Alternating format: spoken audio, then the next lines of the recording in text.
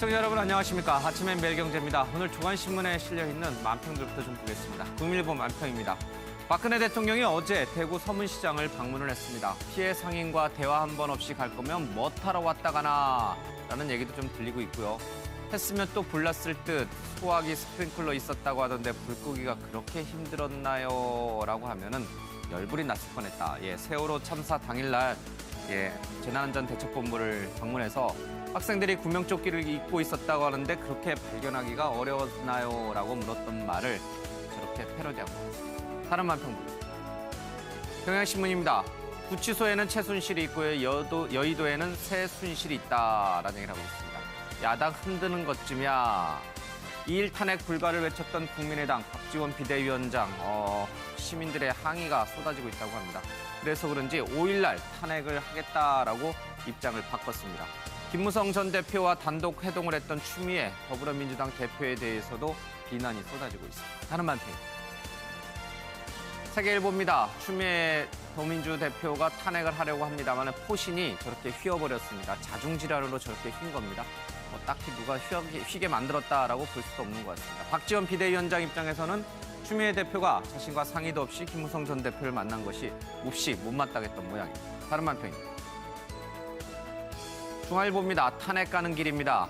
촛불을 들고 앞으로 가야 되는데 국민의당 비대위원장 박지원 비대위원장이 뒤돌아선 약간 어정쩡한 자세를 보이고 있죠. 뭐 찾는데? 라고 했을 때 비밖에는 계산기를 두드리고 있는 모습을 보이고 있습니다. 김무성 전 대표 그리고 박지원 비대위원장 그 모습을 만평으로 보였습니다. 다른 만평입니다. 오직 야당만 믿고 있다. 쩍 갈라지고 있는 바위가 저렇게 쩍 갈라지네요. 야권 분열로 인해서 바위가 갈라지고 그 사이로 대통령과 친박 새누리당은 무사히 통과할 수가 있다. 이렇게 좀 펴져 있는 것 같습니다. 한국일보입니다. 새누리당 비박계 세댔다라고 얘기를 하고 있습니다. 야당은 으르렁거리고 있습니다만은 비박계가 박쥐 형세를 취하고 있다라고 좀 그려집니다.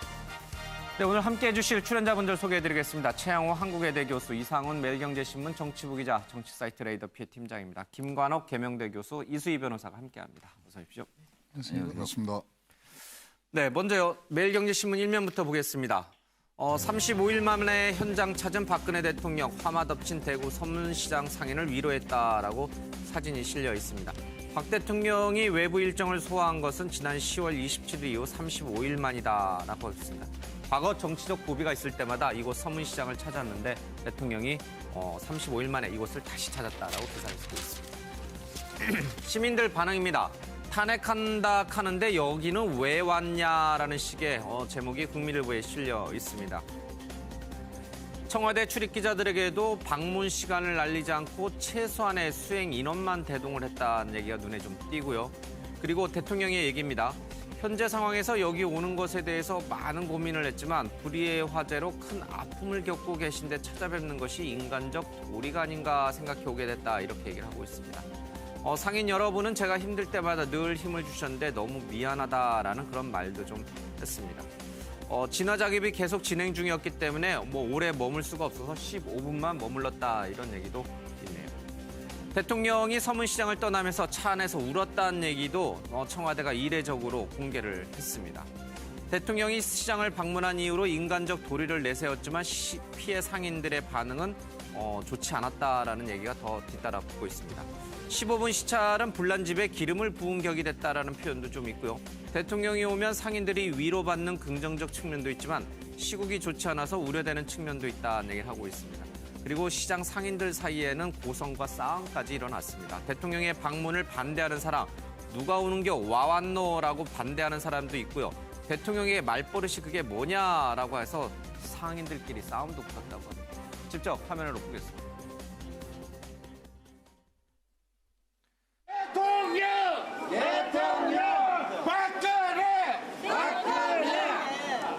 대통령 좋아하고 안 좋아하고 개인으로 알아서 하고 이런 거 아닙니다. 대구 갔잖아요. 왜 그래? 대구 사람도 지금 불이라고 마음이 우울한데 뭘 이런 걸 해요? 아니 나는 박근혜 욕도 안 하고 좋아도 안 하고 다 좋은데 불난 집에 마음 잡고 여기 와가지고 뭐가 고마워요?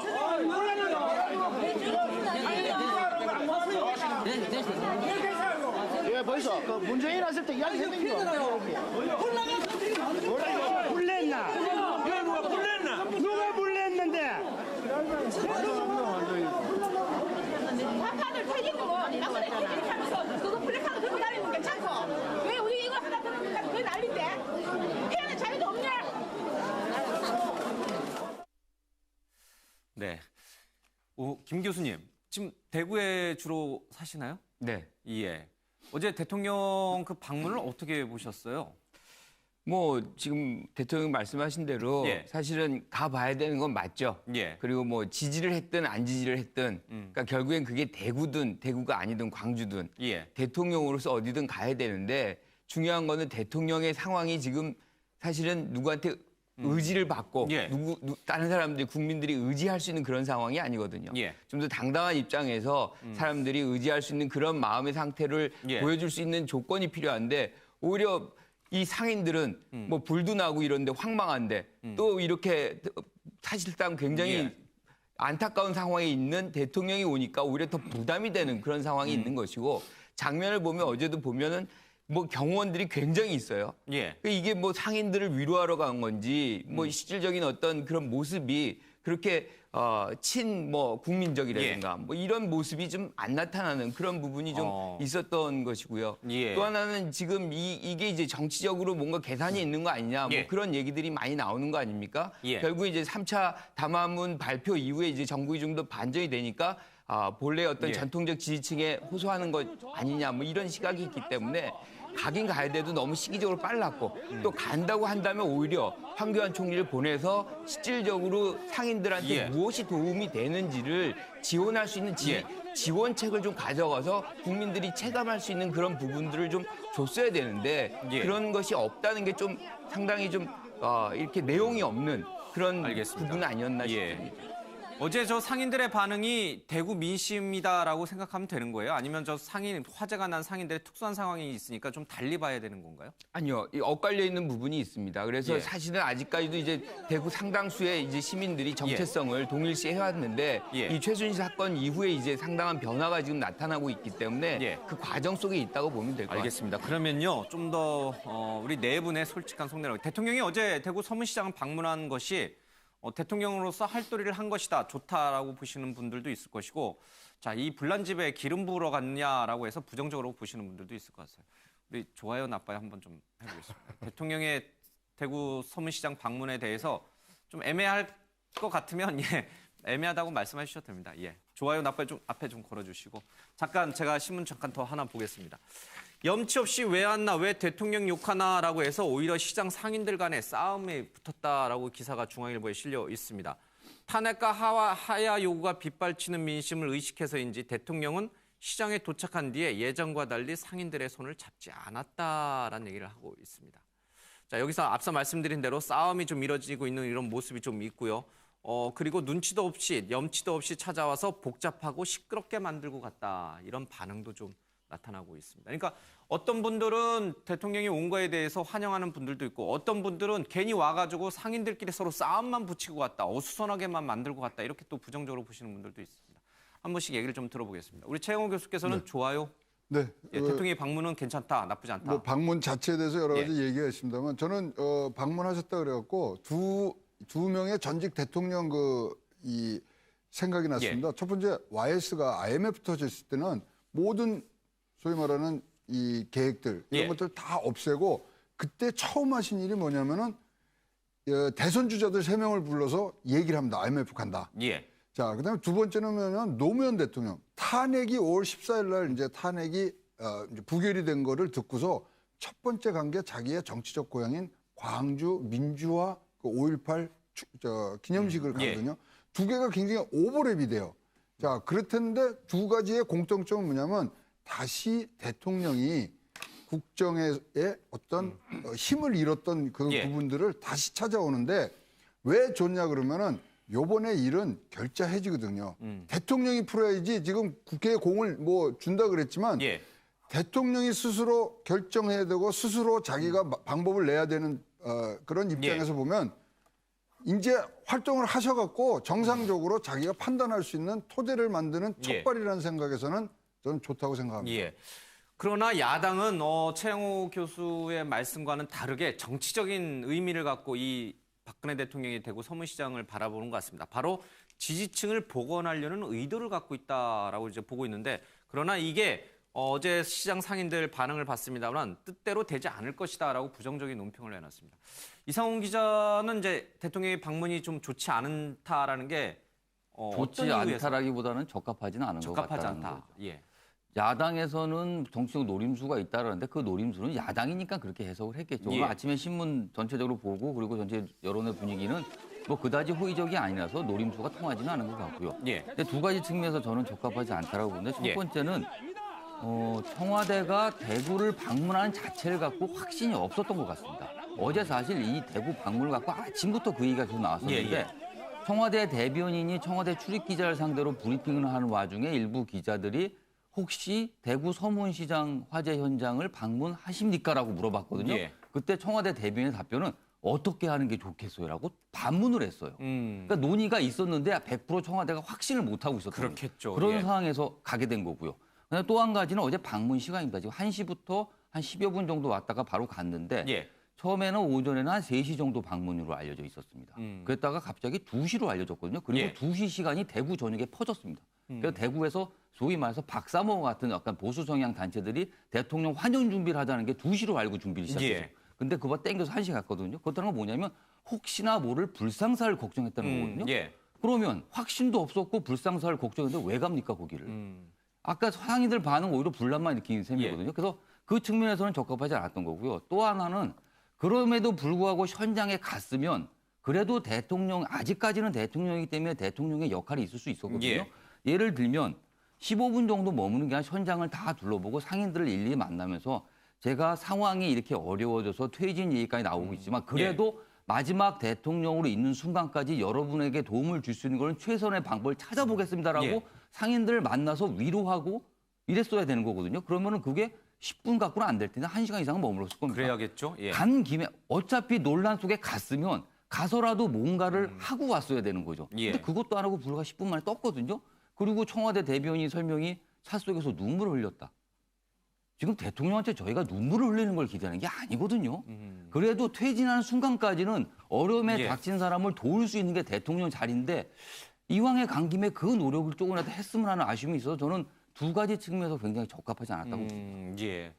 우리 이수희 변호사께서는 이제 좋다라는 게 방문 자체는 나쁘진 않았다 이런 뜻인 거죠. 예. 그러니까 이제 사후 평가의 문제가 아니라 저는 그러니까 서문시장을 방문한다는 결정은 저는 그거는 괜찮았다고 봐요. 예. 근데 만약 간다고 했을 땐 저는 저렇게 경호원들 경호원도 좀 최소화했다라고 발표는 했는데 많은 분들 눈에 저 최소화한 인원으로 보이는지 그것도 의문이고요. 예. 경호원들 저렇게 해서 가는 건 저는 그거는 옳지 않았다고 봐요. 철통 경호를 했다라는 얘기가 나오는데 사실 뭐 상황이 이러니까 예. 좀 위험을 느낄 수도 있겠지만 저는 그건 아니라고. 아니 세계에서 제일 위험한 대통령이 누구예요? 미국 대통령 아니에요? 그래도 그 미국 대통령도 재난 지역에 가서 거기 피해 입은 그 국민들 만날 때 예. 보면은 얼마나 그 가깝게 서 있어요. 어깨도 두들기고 하는 건데 뭐 지금 상황이 이렇다 해서 저는 대통령이 뭐 그렇게 경호상의 신변에 굉장히 뭐 중대한 위험이 발생했다고 생각하지 않고요. 예. 그렇다 그러면은 저는 뭐 그런 걸 암행이라고 그러나요? 예. 그냥 최소의 경호 인력 데리고 예. 뭐 그 낮 시간대보다 좀 가서 그 다른 시간대에 가서 좀 정말 그 상인들 일일이 만나고 좀 예. 위로를 하고 그러면 저는 그랬다 그러면은 그 상인들이 이런 때 왜 왔냐고 내치지는 예. 않았을 것 같아요. 그래서 저는 가는 거는 결정에 대해서는 괜찮은데 예. 가서의 그 후회가 그 후가 문제였다고 생각합니다. 그러니까 오늘 조간신문들 많이 실려 있는 것이 이제 상인연합회 회장하고 얘기하는 사진보다는 막 이게 덩치도 좋으시고 이게 8대2 가르마하신 양복 잘 입으신 분들, 넥타이 매신 분들에 의해서 둘러싸여 있는 대통령의 모습이 오늘 신문에 많이 어제 저 모습에 실렸거든요. 상인들이 왔을 때 여기 그 사투리로 탄핵한다는데 여기 와우노라는 반응을 보였다는 게 예. 사실은 대통령의 모습에 대한 어떤 약간 이렇게 보기 싫음. 그러니까 예. 왜 이런 문제가 나는데 왜 왔을까라는 그런 실망감도 있지만 사실은 예. 경호팀이 좀 더 정교하게 할 필요가 있습니다. 통상적으로 대통령이 예. 어떤 방문할 때 경호원들이 소위 말해서 그 수입찬 그 밴에 엄청나게 큰 밴들이 예. 몇 개 가고 그 위에 상반신을 내놓고 선글라스를 끼고 거의 엄청나게 위압적인 자세로 그렇게 밀고 들어오거든요. 처음부터. 그렇죠. 예, 근데 차량을 어제도 타고, 분명히 그 모습을 갖고 대통령이 예. 들어왔을 겁니다. 그러면서 대통령이 나타났거든요. 일단 그 모습에 상인들이 굉장히 거부감을 가졌을 겁니다. 아마 이제 대통령으로서도 사실 뭐 여기 직접 청와대 대변인 브리핑도 있었습니다만 이런 상황에서 가는 것이 염치도 없고 좀 미안하고 이런 감정 때문에 가급적 이제 상인들 얼굴을 안 보려고 했겠습니다만은 그것이 오히려 상인들 입장에서 보면 그럴 거면 뭐하러 여길 왔느냐라고 불만을 근데 터뜨릴 수 어저께도 있겠죠. 특이사항은 권영진 대구시장은 현장에 안 나왔다는 거죠. 그렇죠. 그리고 예. 뭐 대개 이러면 경북 도지사까지 오시는데 예, 두 분이 안 나왔다는 것도 이제 어떤 민심의 한 방향일 수 예. 있고요. 또 그날 예전 저녁에 같은 뭐 대구 지역 그렇죠. 국회의원들 전부 맞아요. 다 나왔을 거 아니에요. 근데 며칠 전에 문재인 전 예. 민주당 대표가 갔을 때는 권영진 시장이 같이 동행을 했더군요. 예, 그때도 뭐 시장들 반응은 그렇게 뭐 좋지는 않았다고 제가 들었습니다만은 어쨌든 많이 바뀌었어요. 그때는 지금 연락을 한 것이고요. 연락을 예. 못 받았다는 거 아닙니까 지금 권영진 시장이. 예. 그러니까 이제 뭐 나올 수가 없는 거죠. 근데 사실 어제 오전만 하더라도요, 이 대구시와 이 청와대 간에 뭐 브리핑을 어디서 하느냐, 발표를 어디서 하냐 가지고 계속 이제 얘기가 오갔다고 합니다. 그러니까 권영진 시장이 마음이 몰랐을 있었으면- 리는 없을 거고. 마음이 있었으면 예, 갔겠죠. 예, 몰랐을 리는 없을 것 같다는 생각도 좀 듭니다. 엠바고가 걸려 있어서 저희들이 뭐 보도는 안 했습니다만 대구시와 청와대 간에 뭐 발표를 청와대가 할까, 대구시가 할까 뭐 이런 얘기가 있습니다. 어쨌든 뭐 화마로 인해서 굉장히 상실이 컸던 상인들이 좀 위로를 받았으면 좋겠는데 위로 받으신 분도 있고 또 그렇지 못하신 분도 좀 있는 것 같습니다. 아까 이제 정치적인 노림수 얘기를 잠깐 하다가 이제 이 시장들 상인들 얘기에 주로 얘기가 집중되는데 정말 이제 정치적으로요. 만약에 대통령이 그런 의도를 갖고 가지는 않으셨다 하더라도 만약에 어제 대구시장 상인들로부터 열렬한 환영을 받았다면 박대모, 박사모가 아니고 상인들로부터 박수를 받거나 뭐 응원의 메시지를 받았다면 대통령이 남은 뭐 임기가 어느 정도인지는 모르겠습니다만 좀 자신감을 좀 얻었을 텐데 오히려 더 위축되지 않았을까 이런 생각도 얼핏 들어요. 어떻게 보십니까? 이 대구라는 지역, 특히 이제 서문시장의 민심이라는 게 굉장히 대통령한테 중요하니까요. 어떻게 보면 마지막 보루죠. 예. 그리고 이제 우리가 선거 때 보면은 거의 80% 투표율에 80% 지지율을 받는 예. 거의 최고의 지역이라고 할 수 있습니다. 그래서 마지막으로 이제 전통적 지역인 여기를 이제 찾아간 것인데 예. 문제는 여기서 실질적으로 아무것도 지금 과정 속에서 해결되는 것이 없는데 예. 갑자기 대구시민이라 그래가지고 한 번 내려왔다 그래서 예. 지지를 다시 회복시켜준다거나 이럴 가능성은 없는 거거든요. 그러니까 예. 오히려 대구 시민들은 자랑스러운 대통령으로 예. 오기를 바라는 것인데 그런 것이 아닌 상태에서 온다는 건 더 부담만 가중시킬 뿐입니다. 그래서 어떤 반전이라든가 뭐 이런 것들이 지금 갑자기 나타날 가능성은 사실상 별로 없다라고 보는 거죠. 예. 대통령이 어깨가 더 무거워졌을 것 같습니다. 그래서일까요? 청와대 관계자가 이례적으로 대통령이 돌아오는 차 안에서 눈물을 흘렸다라고 이제 브리핑을 했는데 그러니까 의도적으로 알린 거예요, 기자들에게. 근데 그걸 받아 쓴 이제 우리 기자들도 많이 있고 그러는데 왜 이 얘기를 흘렸을까요? 청와대 관계자가. 대통령이 눈물을 흘렸다.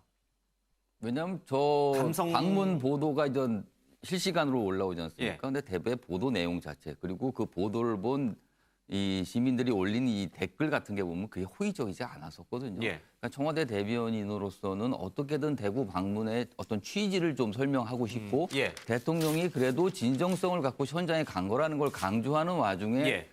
눈물을 흘렸다. 그만큼 안타깝게 하고 뭐 이런 얘기다라는 걸 강조하고 싶었겠죠. 근데 아까 제가 말했지만 지금 대구 서문시장 상인들한테 필요한 건 눈물이 아니거든요. 실질적인 조치입니다. 예. 아무런 조치도 없이 그리고 상인들 손 한 번 못 잡고 돌아온 대구 서문시장 방문했다. 현장에서 조금 우셨으면 어떻을까? 그런 것도 있고. 근데 문제는 뭐냐면 2005년도에 예. 이번에 4지구가 불이 났지만 예. 2지구가 2005년도에 그래요. 큰 불이 그때도 나서 큰 1,000억 불이 정도 났죠. 났는데 그때 안 가셨거든요. 그때 안 가셨기 때문에 지금 이게 소위 말하는 이 연장선상에서 예. 이제 어떻게 보는 곱지 않은 시선이 있고요. 예. 요번 4지구 불은요. 굉장히 지금 사태하고 비슷한 양상이 있어요. 무슨 얘기냐면 대신동 119 긴급센터가 불난 집 바로 옆에 있었어요. 예. 지금 사태도 청와대 내에서부터 한 거에서 어떤 예. 데자뷰 같은 게 있어갖고 또 그것도 바로 옆에서 예, 그 119 재난센터 바로 옆집에서 불을 난 거기 때문에 예. 야, 이거 희한한 또 평행 이론이 있다 이렇게 봐집니다. 그러네요. 예. 저는 이 서문시장 가셔갖고 대통령께서 정말 민심이 싸늘하구나라는 거는 좀 피부로 좀 체감을 제대로 하고 오셨을 것 같아요. 그래서 눈물을 흘리셨을 수도 있고. 뭐 그 눈물이 자기 연민의 눈물인지 뭔지는 몰라도 그래서 저는 좀 이걸 긍정적으로 해석한다면은 그 싸늘한 민심을 정말 절대적으로 체감을 했으니까 지금 1월 달, 4월 달 갖고 다투고 있는데 저 사퇴 기한을 예. 좀 전향적으로 좀 한 2월 말 이렇게 좀 발표를 하시면 어떤가 그런 생각도 드네요. 알겠습니다. 근데 대통령은 지금 자신은 좀 억울하다라고 생각하고 있다는 게 청와대 관계자들의 얘기입니다. 그런 언론 보도가 많이 있습니다. 본인은 국가를 위해서 사익을 추구하지 않았다. 국가를 위해서 한 일이다라고 말씀을 하시고 있기 때문에 뭐 여러 가지 어제 서문시장을 다녀오면서 뭐 복잡한 속내가 있었을 게 틀림없습니다. 다음 주에 뭐 이 토론회 같은 거 기자들과 일문일답 같은 것도 하신다고 하니까 그 심정도 조금 더 우리가 알 수 있지 않을까 싶습니다.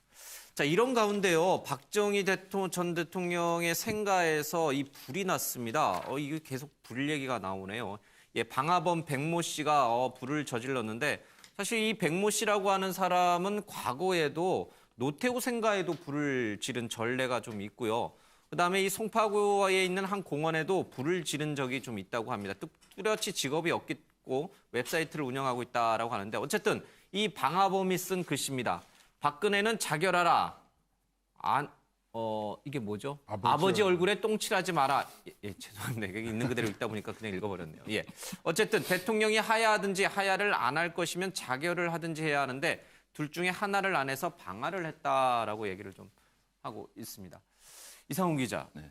이게 참 우연의 일치예요. 이제 대통령이 대구 서문시장을 간 날, 그날 오후에 바로 옆에서 아버지 생가에서 불이 났단 말이에요. 이게 이제 이 방화범이 약간은 뭐 정상적이지는 않은 것 같아요. 과거에도 여러 차례 그렇게 뭐 불 지르고 다닌 걸 보면은 그렇지만 어쨌든 이것도 뭐 묘하게 이렇게 대통령이 오는 날을 알고 한 것 같지는 않고 미리 예. 준비했는데 공교롭게 이제 맞아 떨어진 건데 이 불을 지른 사람은 명분은 왜 하야도 안 하느냐. 예. 그리고 이 민심이 이렇게 나쁜데 왜 이렇게 버티고 있냐라는 어떤 명분을 삼기 했죠. 그렇지만 절대적으로 이 어떤 폭력 행사라든가 이런 행태는 안 되는 겁니다. 지금 벌써 여러 차례에 걸쳐서 이제 5차에 걸쳐서 전국 그리고 서울 중심으로 촛불 집회가 열렸는데 단 한 번도 이상한 일이 벌어진 건 없거든요. 그 많은 인파가 평화적으로 여기 왔는데 이게 개인이 똑같은 비슷한 주장을 하더라도 이렇게 과격하고 폭력을 행사하면 저희가 좀 안 되는 거죠. 그 취지를 자꾸 흐리기 때문에 이런 일은 재발하지 않았으면 좋겠습니다. 예.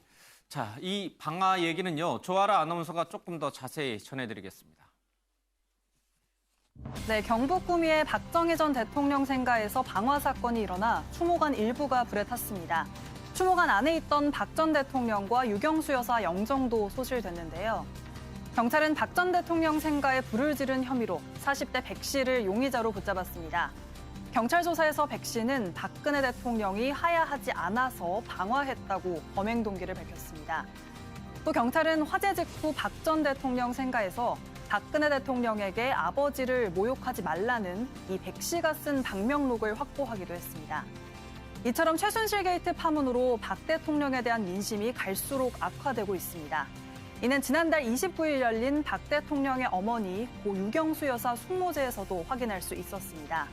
당시 박 대통령의 하야를 촉구하는 시민단체와 박사모 회원들이 충돌하면서 아수라장이 됐는데요. 이에 1시간 30분 진행될 예정이었던 행사는 결국 30분 만에 끝났습니다. 계속해서 대담 이어가시죠.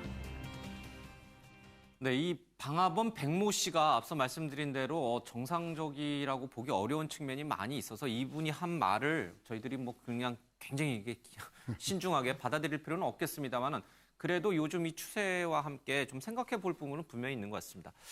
얘기를 보니까요, 박근혜 대통령이 아버지인 박정희 대통령의 명예를 굉장히 실추시켰다 이런 식으로 이제 분리시키는 게 등장을 하네요. 얼마 전에 유경수 여사 숙모제도 있었습니다만 그 자리에서도 많은 시민들이 그거에 대해서 굉장히 부정적으로 봤거든요. 그러니까 과거에는 박정희, 유경수, 박근혜 이렇게 세 명이 동일시됐다고 하면은 지금 상황은 이 산업화의 주인공인 그 박정희 대통령과 박근혜 딸은 이렇게 좀 분리시켜서 보는 게 생긴 게 아닌가. 국민들 대다수가 예. 박근혜 대통령에게 투표할 때는 박정희 대통령의 그런 어떤 앞에서의 업적 우리나라 때문에, 업적과 그다음에 또 박정희 대통령과의 그런 하면서 어떤 교육을 잘 받은 예. 부분, 그다음 정치적 교육이죠. 이런 것들이 있는데 그런 것들이 하나 또 안 보이고 지금 사실 많이 묻히는 박정희 대통령의 예. 그런 좋은 점들을 지금 많이 묻히게 하는 부분들이 있으니까 거기에 분노를 이제 하는 민심의 한 예. 방법으로 저렇게 나왔는데요. 그러니까 뭐 이상훈 기자가 얘기했듯이 저렇게 해서 지금 해결될 문제도 아니고 그러니까요. 폭력이라는 그런 아주 나쁜 그런 형태의 행동을 하는 자체가 지금 예. 다시 저런 것들에 대한 반감을 사게 하거든요. 예.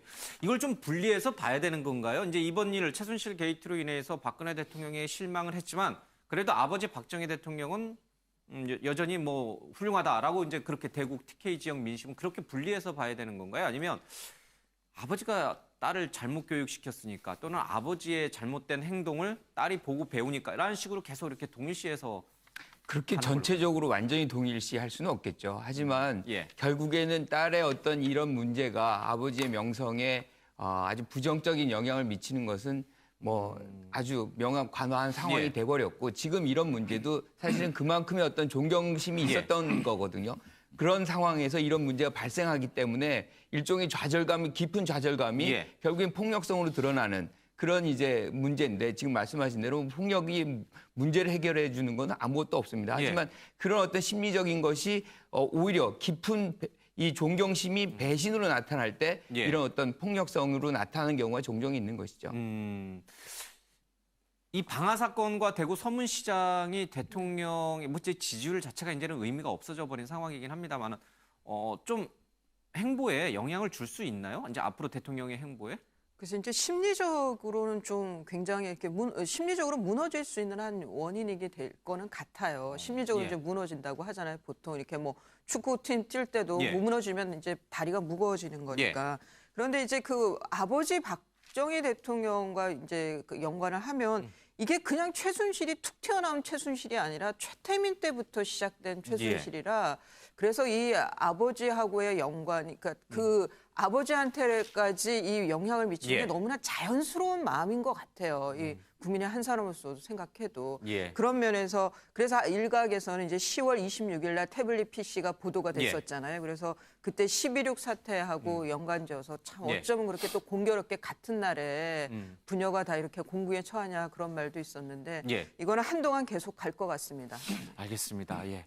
언제 그 박사모, 박대모 뭐 또 등장을 하고 이제 그러면서 자꾸 이제 이 보수층에서는 이제 뭔가 좀 분위기 반전을 꾀하는 것 같아요. 그러나 그게 이제 쉬운 건 아닌데 배우인 김유정 씨가 인스타그램에 지난 이제 토요일 날 이제 집회, 이제 11월 달에 집회를 앞두고 이제 이런 글을 올렸는데 박사모 회원들이 굉장히 험난한 얘기들을 많이 퍼붓는다고 해요. 어떤 상황에서도 무너지지 말아요라는 글을 김유정 씨가 올렸는데 박사모 회원들이 집중 공격을 한다고 하는데 이것도 아까 그 방화범과 비슷하게 일종의 폭력적 행위예요, 그렇죠?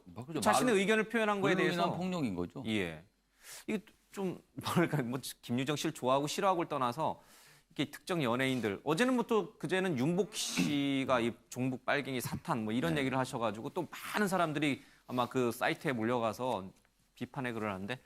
좀 우리 사회가 점점 이렇게 가네요. 가지 말라고 해도. 저게 외국 같으면 벌써 이제 외국의 연예인들이나 예. 영화 배우들이 저런 정치적 의견을 표명하면서 예. 적이 되고 뭐 우리나라보다는 외국은 뭐 정도가 훨씬 심하긴 한데 일단 연예인도 개인으로서 표현의 자유는 있습니다. 예. 물론 영향력과 파급력이 크기 때문에 일반 개인하고 따지기는 예. 좀 직접적 비교는 어렵지만 그래도 개인의 표현의 자유 정도는 인정해 주는 게 마땅하고요. 예. 그리고 원래 약하면 화를 내지 않습니까?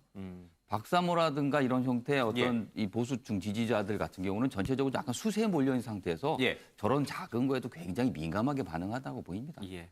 문어지지 마세요. 예, 문어. 최순실, 최씨 일가가 문어발식으로 국정을 농단한 거를 이제 패러디해서 문어지지 마세요. 예.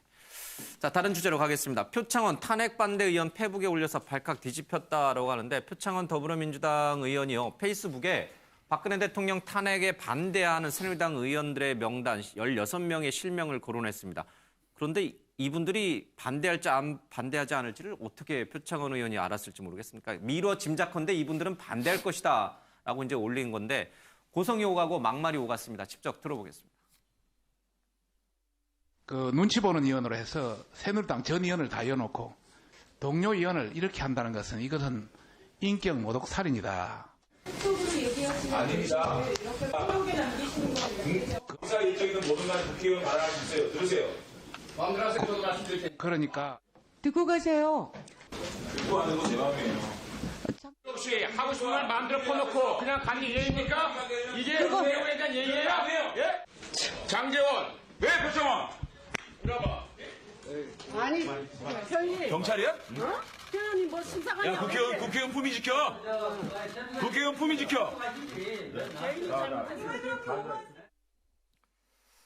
사실 표창원 의원은 문재인 전 당시 이제 대표가 영입했던 그러니까 신선한 20대 국회를 좀 새롭게 바꿔보자라고 해서 영입했던 영입순위 1순위 인물입니다. 근데 이제 고성하고 막말을 저지른 건 또 옛날 구태 정치인들의 모습을 그대로 또 닮아가시네요. 뭐 이게 공개 여부를 잘잘못을 떠나서 저 이제 행동만 놓고 보면 왜 그렇죠? 왜 이렇게 다들 참신하다고 뽑아서 국회 보내놓으면 닮아가죠? 아이고 뭐 물들으신 거죠. 물들어요 벌써? 예. 근데 지금 보시면은 뭐 SNS를 통해서 예. 그런 뭐 개인정보법 위반 이거를 떠나서 뭐 전화번호 쓰는 거 그건 나쁜 일이지만 예. 그것도 표현의 일부거든요. 표창원 의원이 얘기한 예. 거. 또 그거를 뭐 박성중 의원이 거기에 대해서 뭐 반대 의견 내는 것도 예. 그것도 좋은 일이고 아주 건전적인 그런 뭐 대화를 나누고 서로 토론하는 건 좋은데 그 다음부터가 이제 문제인 거죠. 그리고 서로 왜 감정을 건드려 예. 고선을 지켜달라는 게 우리 국민의 바람이었는데 예. 지금 저거는 저 표창원 의원도 잘못했고 장재원 의원도 잘못했고요. 근데 그래서 근데 이제 양비론으로 가면 안 되고요. 누가 더 잘못했냐를 따져봐야 돼요. 그러니까 그런데 2라운드에서 이제 잘못한 거죠. 누가 표창원 의원이 표창원 끝나고 나서 SNS에 지금 나오는 화면을 갖다가 계속 그것만 캡처해서 예. 삿대질하는 걸로 간 거를 봐서는 예. 뭐 뒤끝이 장렬한 거죠. 그러면 자 얘기 거기서 아주 세게 붙어서 고함이 올라가는 거 고성이 싸워야 정치인 거는 오케이. 그렇지만 거기서 끝내주시고 예. 2라운드는 하지 말았어야 예. 되는데 저는 표창원 의원이 잘못했다. 여기 한 표 던지고. 그 지금 이제 저렇게 고성이 오간 다음에 저 자리에서는 뭐 서로 사과했어요. 서로 화해를 했는데 끝나고 나와서 개인 SNS에 표창원 의원이 저 장면을 그냥 올려놓으니까 또 새누리당 의원들이 또 발칵 또 화가 났다. 예. 예, 저는 좀 동감하는데요.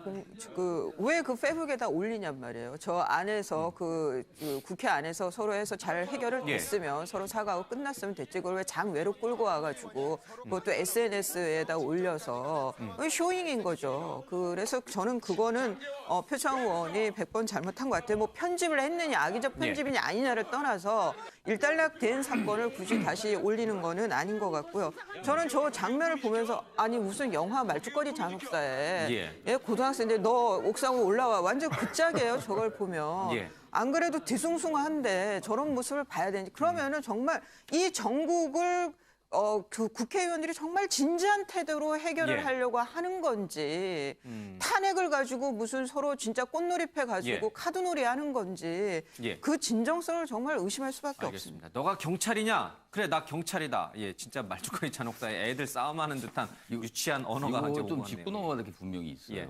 저는 개인적으로 그 취재하는 기자로서 표창원 의원이 국회 입성했을 때 굉장히 많은 기대를 좀 했습니다. 예. 근데 이제 어제 모습은 대단히 실망스러운 거거든요, 사실은요. 자, 전 표창원 의원이 소위 말해서 탄핵을 반대하는 여당 의원들이 누구냐라는 걸 본인의 SNS상으로 명단을 쫙 올린 거거든요. 그건 자, 그럼 한번 비교를 해보죠. 지금 야당에서 굉장히 문제 삼고 있는 게 뭐냐면 소위 말해서 문학의 좌파 리스트입니다. 예.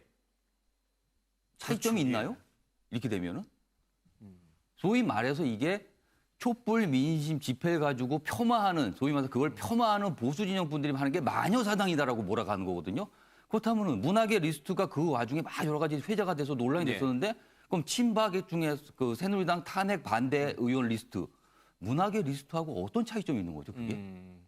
반대 의사 표명할 수 있고요. 그리고 자기 지지층에 호소할 수 있습니다. 그렇지만 이거는 도를 넘었다고 봅니다. 알겠습니다. 그리고 탄핵은 아직 뭐 표결이 이뤄지지도 않았어요. 미루어 짐작컨대 이 사람은 반대할 것이다라고 표창원 의원이 주관적 판단을 해서 명단을 올린 건데 뭐 새누리당 쪽에서는 고소하겠다는 얘기까지 나올 정도면은 하지도 않은 일에 대해서 할 것이다라고 사실상 이 낙인을 찍어버린 거잖아요. 그러니까 이분들 입장에서는 굉장히 억울할 수도 있어요. 나 탄핵 반대할 건데 왜 나를 탄핵 찬성자로 분류해놨지 이렇게.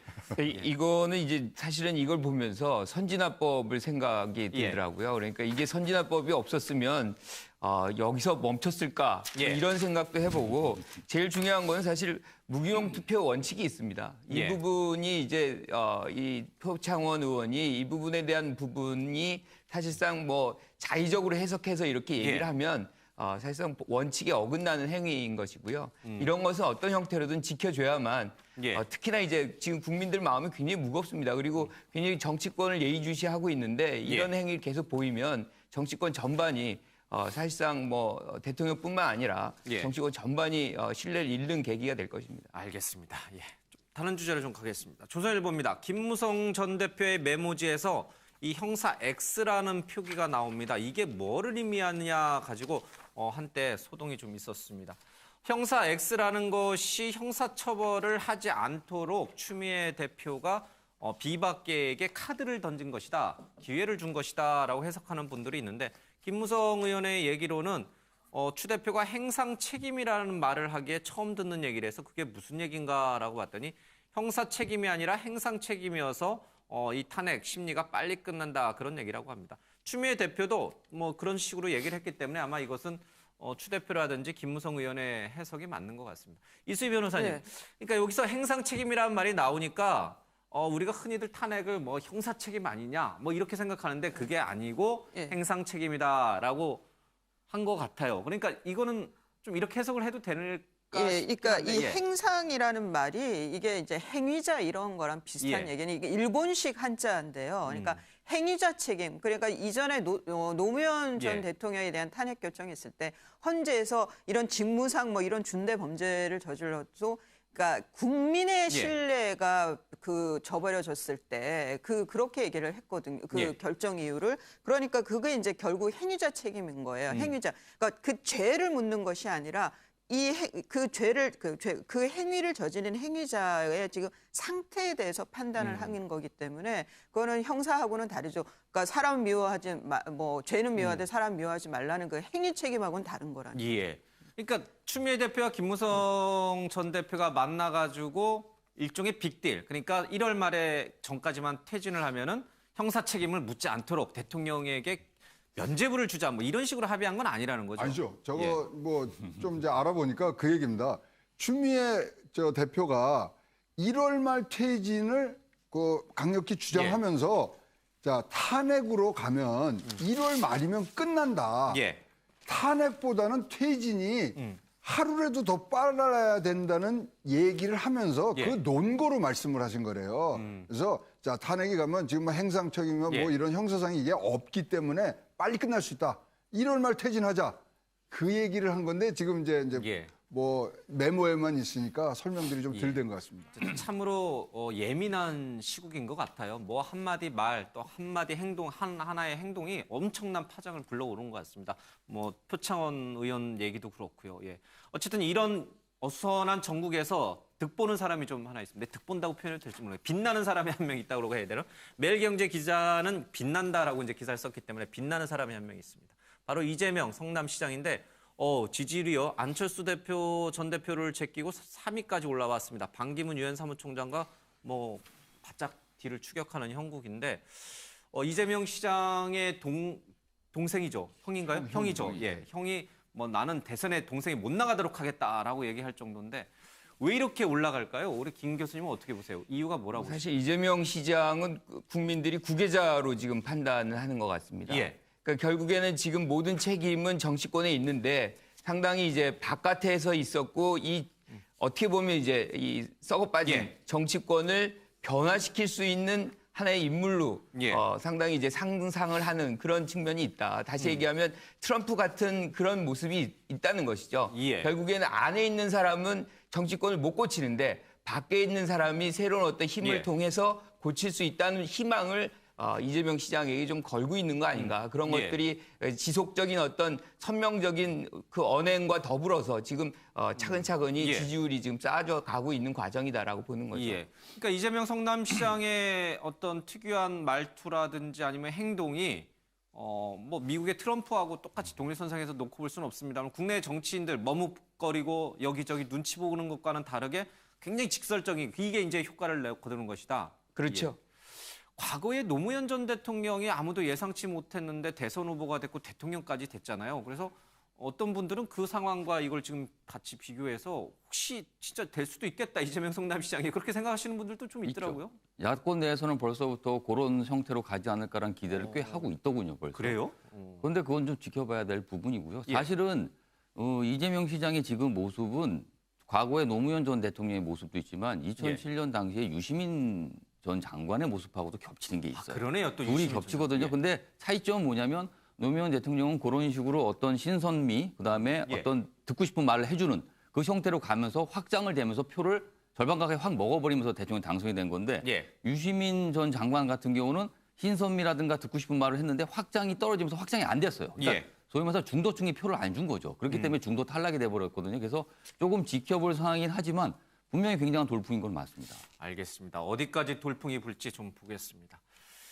자, 2014년에 정윤회 문건 파동 당시에요. 이른바 박근혜 대통령이 직접 이 비선 실세 의혹을 제기한 부분, 또 이 문건이 외부로 유출된 부분에 대해서 직접 응징을 지시한 거 아니냐라는 정황이 나오고 있습니다. 바로 김영한 전 청와대 민정수석이 남기고 간 다이어리 사본에서 그런 얘기가 나옵니다. 뭐 령 해가지고 이런 것도 나오고 뭐 여러 가지 대통령의 하명이다 이런 식으로 나와 있는데 그러니까 이때도 뭐 저희들이 생생하게 기억이 나요. 대통령이 유출자를 찾아내서 엄벌에 처하라라는 얘기를 좀 하고 있었는데 그때 사실은 대통령이 정윤회가 아니라 최순실이 실세였음을 알았겠죠, 당연히. 그러니까 대통령 엉뚱한 곳을 가리키면서 엄벌에 처하라 이렇게 얘기를 한 꼴이 되는 거예요, 그렇죠? 진범이 누군지 알고 있으면서도. 근데 이게 이제 그 지금의 뭐 3차까지는 담화문에서 그 계속 이제 무죄를 주장하잖아요. 법적으로 책임이 없다라는 그 주장을 계속 하고 계시는데 그하고 좀 비슷한 것 같아요. 그 안에 중간에 보면은 뭐 령 이렇게 하면 그 이제 대통령이라는 뜻인데. 그렇죠. 응징을 체감시켜 반성하도록 해라. 특별감찰반을 통해 진원지를 파악해서 뭐 문책하라. 흐지부지 대처하면 범죄자가 양산된다. 그러니까 이 문건의 그 문건 자체 내용에 대한 진위 여부가 아니라 유출에 대해서 이제 프레임을 바꾼 건데 문건 자체의 진위에 대해서 그러면 왜 판단을 안 하셨을까? 그러면 그게 외부에 드러나면 문제가 된다는 걸 알고 있었을 텐데 이거는 대단히 모순되면서도 지금까지의 3차 담화문에서 보여지는 본인에 대한 그 무죄 주장하고 좀 이렇게 맥락을 같이 하는 것 같다는 거죠. 그러니까 그러니까 지문공 무오류다라는 취지랑 좀 비슷해 보이기도 하고 그래서 정말 지금부터 들리는 얘기는 억울해한다라는 그 심정과 이게 좀 같이 가는 것 같아요. 알겠습니다. 대통령이 이런 지시가 있고 난 그 다음 날이요. 김기춘 전 비서실장 주재로 이 대책회의가 열려서 뭐 세계일보에 대한 압수수색 문제를 검토했다. 뭐 그리고 유출자를 발본 세곤한다. 뭐 그런 식의 대책회의가 열렸던 것 같습니다. 이에 대해서 박지원 비대위원장이 김기춘 전 실장에게 한 얘기가 있습니다. 들어보겠습니다. 오늘로써 김기춘 전 실장 코끼리에 28번째 바늘을 꼽습니다. 김 실장은 최순실을 알지 못한다고 일관되게 주장하고 있습니다. 그러나 김기춘 비서실장의 자택에서 최순실과 관련된 메모가 발견되었습니다. 모르는 사람은 어떻게 이름을 써놓을까? 상식적으로 이해가 가지 않습니다. 저도 비서실장을 했지만은 참 더러운 비서실장입니다. 네, 참 더러운 비서실장이다. 좀 말을 좀 격하게 하셨는데 참 더러운 비서실장 검찰 수사 선상에 올라와 있습니다. 야당의 탄핵 공조가 균열을 일으켰다는 얘기를 하고 있죠. 오늘 표결이 무산되고 5일날 국회 처리를 추진한다라고 하는데 가능할지 모르겠습니다. 조금 더 보겠습니다. 국민의당이 2월 2일 날, 그러니까 오늘 표결에 반대하자 이 비난이 빗발쳤고요. 그러면서 지도부가 5일 표결로 새로운 제안을 내놨다고 합니다. 그래서 관련된 얘기들이 좀 있고 저쪽으로 좀 가서요. 보니까 의원들 탄핵 촉구 문자가 폭주하고 있다라는 얘기를 하고 있습니다. 새누리당 국회의원들의 휴대전화 번호와 이메일 주소 그리고 국민의당도 마찬가지입니다. 의원들에게 탄핵에 반대하는 거 관련돼서 엄청난 문자, 항의 문자가 폭주하고 있다고 하는데 김 교수님, 이거는 시민들의 정당한 의사 표현으로 봐야 되나요? 아니면은 무리한 뭐랄까 압박이라고 봐야 되는 건가요? 사실은 이제 휴대전화 번호는 사실은 어떻게 보면 자기 정보에 관련된 건데 저게 어떻게 알았는지는 그건 모르겠어요. 그런데 중요한 거는 사실은 미국 같은 경우는 대부분의 어떤 국민들이 전화 또는 이메일 또는 뭐 팩스까지 다 넣습니다. 그래서 사실은 정당한 방법인데 전화번호는 핸드폰은 이제 자기 정보이기 때문에 이것을 어떻게 알았느냐는 또 다른 문제가 되는 거죠. 그래서 실질적으로 이번에 탄핵 과정은 언론이 시작하고 국민이 주도하고 있거든요. 그런데 이제 정치권이 왜 이런 현상이 발생하냐면 정치권이 뭔가 자기들이 뭔가를 할 수 있는 것처럼 물꼬를 바꾸려고 하는 부분에서 국민들이 사실상 굉장히 경황하고 자기들의 어떤 정치 참여를 직접적으로 지금 하고 있는 현상인데 문제는 적법한 방법을 찾아야 된다. 왜냐하면 이제 의원회관 전화라든가 이게 충분히 있습니다. 그래서 다른 어떤 정보, 즉 알지 못하는 걸 취득해서 하기보다는 공개된 정보를 이 자료를 갖고서 국회의원들을 압박하고 설득하는 과정이 오히려 국민 참여의 정당한 방식이다라고 얘기할 수 있겠네요. 만약에 이제 5일 표결이 될지 9일 표결이 될지 모르겠습니다만 표결을 했는데 만약에 부결이 됐어요. 그랬을 경우에 탄핵에 반대했던 의원들은 진짜 더 엄청난 이 전화 항의를 받겠어요. 정치 생명 자체도. 정치 생명 뭐 아직 총선이 다음 총선이 많이 남았으니까 뭐 정치 생명 뭐까지는 모르지만 핸드폰 번호 엄격히 말하면 개인정보니까요. 그런 거보다는 향후에 표로 선택을 하십시오. 알겠습니다. 시간 관계상 여기서 좀 정리를 해야 될 것 같네요. 시청해주신 여러분 고맙습니다.